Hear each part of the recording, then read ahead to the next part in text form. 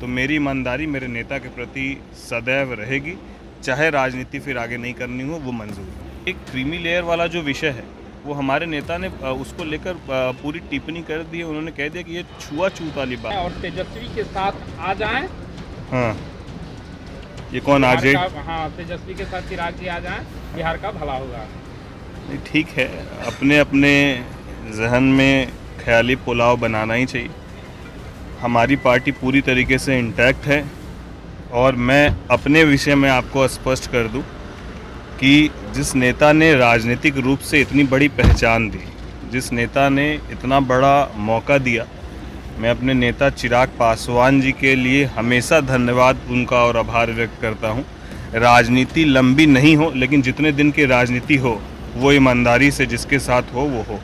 तो मेरी ईमानदारी मेरे नेता के प्रति सदैव रहेगी, चाहे राजनीति फिर आगे नहीं करनी हो, वो मंजूर है। लेकिन नेता के साथ कभी दगाबाजी ना हम कभी कर सकते और ना कभी जीवन में करेंगे।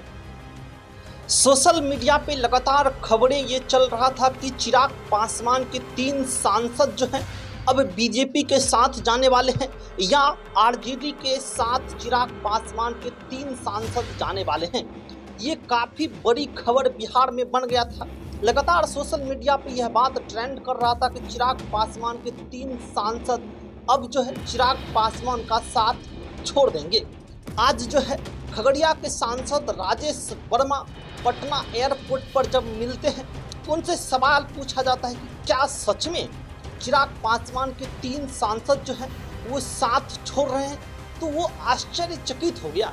ये कैसी बातें हैं। साथ ही साथ राजेश वर्मा ने यह कहा कि भले ही हमें राजनीतिक छोड़ना पड़े, भले ही हमें राजनीतिक ना करना पड़े, लेकिन हम अपने नेता को कभी धोखा नहीं देंगे। मैं बिल्कुल हमेशा उनके साथ और उनके लिए गए निर्णयों के साथ कंधे से कंधे मिलाकर चलने वाला हूं। टूटने की वजह बीजेपी को बताया जा रहा है कि बीजेपी की वजह से टूटेगी। किसी के वजह से टूटने और जुटने वाली कोई बात ही नहीं है। कोई टूटने का कारण तो हो, क्या स्टैंड लेना मुद्दों पर वो गलत है, और अगर गलत है तो फिर प्रधानमंत्री जी ने भी उसको लेकर संशोधन किया है।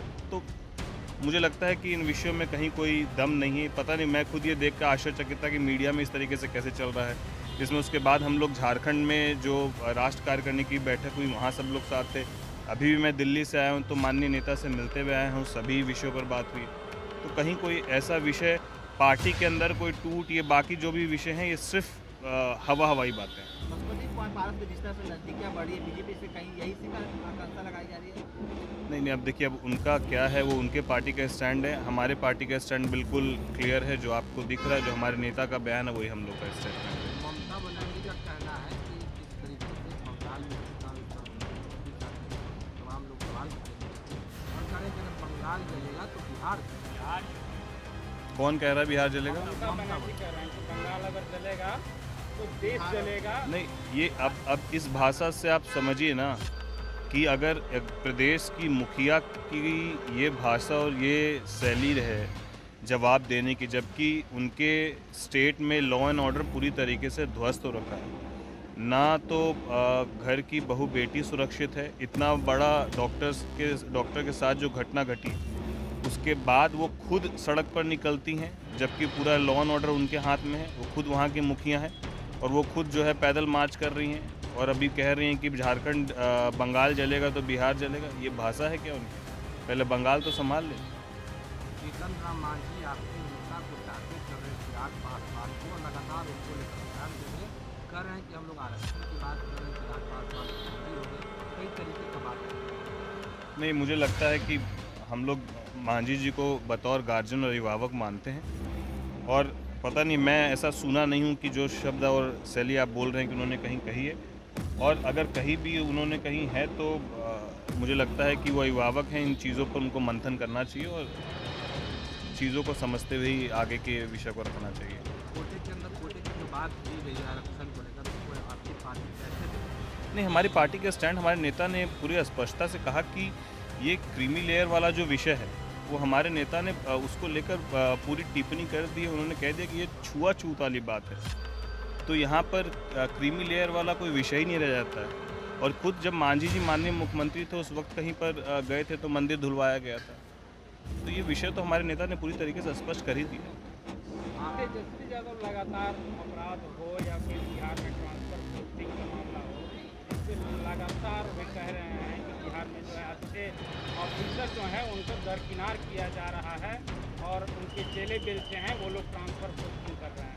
नहीं, अच्छे ऑफिसर्स की सूची वही बता दें कि कौन अच्छे ऑफिसर्स हैं। आरएस पट्टी काम नहीं किया जा रहा। अब डीजीपी जो खुद पुलिस मुख्यालय के सर्वा हैं बिहार के, उनको कोई काम करने से कैसे रोक सकता है? आखिर डीजीपी से ऊपर कौन फिर पदाधिकारी है? तो ऐसी बातों से लोगों को दिग्भ्रमित करने वाली बात है। बाकी वास्तविकता क्या है वो जनता और लोग जानते हैं। बिहार में जाति आधारित गणना हुआ था, चिराग पासवान करवाने की मांग, आपकी पार्टी आवाज उठा रही है, नहीं, बिल्कुल हम अपने नेता के स्टैंड के साथ, और हमारे नेता ने इसीलिए कहा कि अगर जातिगत उनका बस उसमें थोड़ा सा ये सुझाव ज़रूर है कि जातिगत जनगणना के वो पक्षधर हैं, लेकिन वो सार्वजनिक हो इसके पक्षधर नहीं हो। लेकिन वो आंकड़ा बिल्कुल आना चाहिए ताकि उस आंकड़ों के आधार पर ये तय किया जा सके कि किस जाति समाज की संख्या कितनी है और उनके लिए हमको क्या बेहतर करना है, ये जानकारी होनी चाहिए, लेकिन वो सार्वजनिक नहीं होनी चाहिए। राष्ट्रीय लोक जनशक्ति पार्टी के जो नेता है वो कह रहे हैं कि चिराग पासवान अब राहुल गांधी के बोलने शुरू कर दिए। राहुल गांधी भी बोल रहे हैं और चिराग पासवान भी बोल रहे हैं। खैर उनके विषय पर हम कुछ बोलना नहीं चाहते हैं। वो इसी तरीके से जो बोल रहे हैं वो कौन बोल रहा है और बिना कोई हाथ पांव वाली बातों पर क्या ही जवाब दिया जाए। वहाँ के गांव है गोविंदपुर, वहाँ की ज़मीन है, पूरे गांव को वक्फ बोर्ड ने दावा ठोक दिया है कि यह ज़मीन वक्फ बोर्ड की है। पूरे गांव को खाली करने का आदेश। ये जांच का विषय है। मुझे लगता है कि इसको लेकर सरकार तत्पर है। मेरी नज़र में ये जहान में जानकारी आई थी और ये जांच के बाद ही स्पष्ट हो पाएगा क्या है।